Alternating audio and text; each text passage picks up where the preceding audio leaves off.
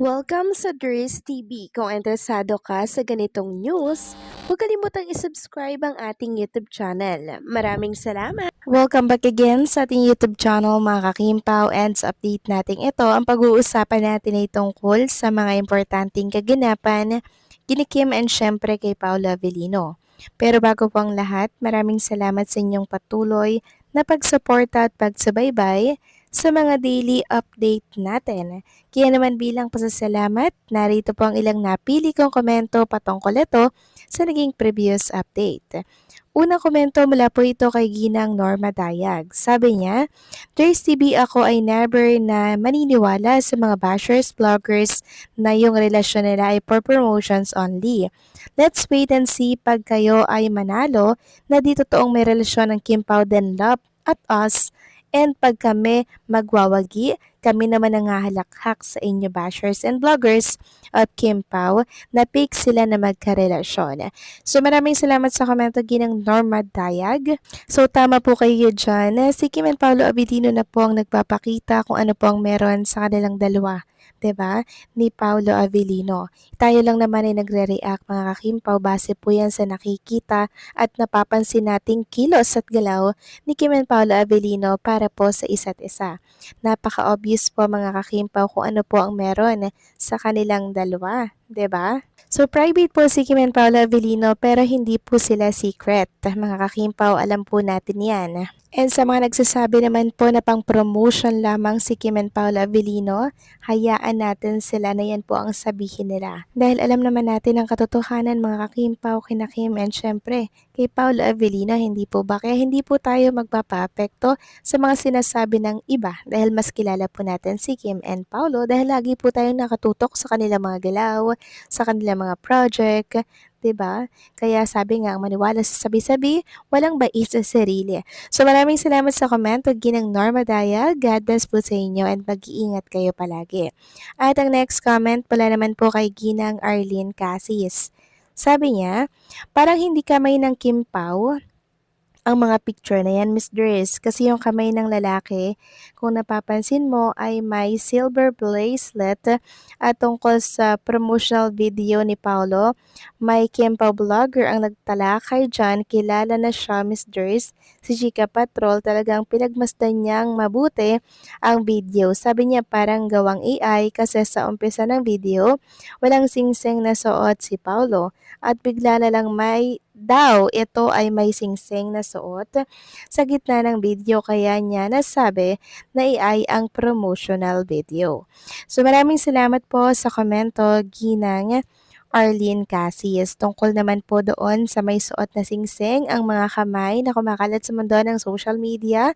So ang sa akin lang naman, ang sa atin lang naman kay AI man yan or totoong picture man yan mga kakimpaw, mangyayari at mangyayari po yan kay Kim and Paolo Avellino kasi no more diluro na po tayo. Totoo na po mga kakimpaw, nakasal na lamang ang inaantay natin kay Kim and syempre kay Paolo Avellino. Dahil alam natin mga kakimpaw na nasa tamang edad na po sila para po mag-settle down. Pero since dahil nga po sa kontrata mga kakimpaw, kaya nauudlot ang kanilang mga plano 'di ba sa hinaharap in the near future. Kaya bigyan natin sila ng extra time para po makapagdesisyon and para na din syempre isip-isip kung ano po ba talaga yung dapat at tamang gawin step by step, baby step mga kakimpaw na kung saan ay hindi po nila pagsisisihan sa susunod na mga taon. So maraming salamat po sa komento ginang Arlene Casis. God bless po sa inyo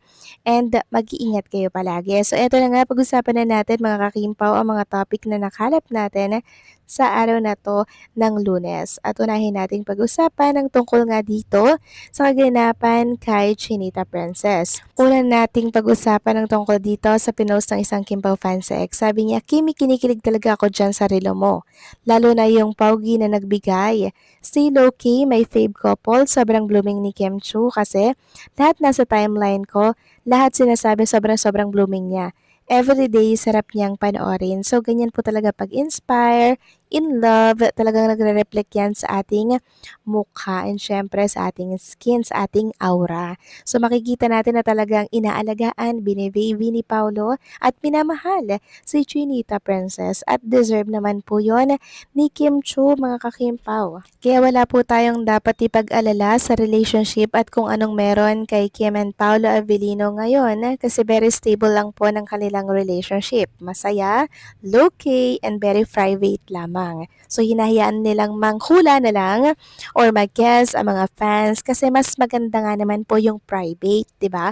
Yung silang dalawa lang po ang nakakaalam para iwas chismis na din and iwas mga bashers, mga kimpo na kung saan ng husgan si Kim and Paolo Avellino sa hindi naman totoo yung alam sa likod ng mga pangyayari yon. Kaya si Kim and Paolo Avellino piniprobado na lamang po ang mga bagay-bagay na nangyayari po sa kanilang dalawa na which is very maganda talaga yan sa isang relationship. Napapanatili po nila dyan mga kakimpaw yung harmony, 'di ba? Yung kapayapaan, 'di ba mga kakimpaw? At yan ang gustong-gusto ni Paolo and Chinita Princess. Samantalang next topic naman tayo mga kakimpaw. Pag-usapan natin ang tungkol naman dito sa paghingi po ng saklolo for Kim and Paolo Avellino. So lilinawin ko lang mga kakimpaw, inihingi po ng saklolo si Kim and Paolo Avellino sa pamamagitan po ng pagboto. Ipanalo daw natin ang Kim Pao. So ito po ay reminder, sabi nga dito, the 7th BB Choice Award voting for sexiest male and female will officially open on January 15, 2026. Exclusively po yan mga kakimpaw ha. Exclusively via the BP Choice Awards app and the web voting portal. So andyan po, sexiest of the year si Chinita Princess mga kakimpaw. Nangunguna siya dyan. Iboto nyo po siya. And syempre si Paolo Avellino naman ay para sa Sexiest of the Year Male Final 20 nominee po. So nangunguna dyan siya mga kakimpaw. Iboto natin siya ha. Ipanalo natin si Kim and si Paolo Avellino. Kayang-kaya natin ito. Magtulungan po tayo mga kakimpaw. Alam kong malakas ang puwersa ng mga Kimpaw fans. So paano po bumoto? Pumunta lamang po kayo sa app ng BP Choice Award mga kakimpaw para po kayo ay makaboto.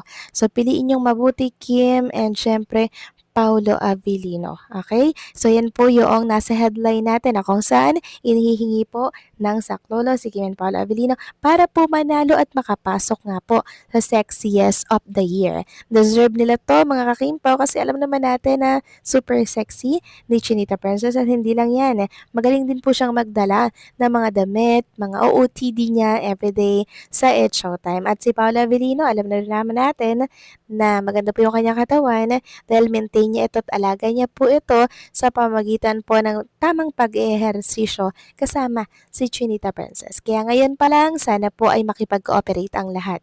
So paano mga kakimpaw, hanggang dito na lamang po ang update natin at maraming salamat sa inyong patuloy na pagsuporta.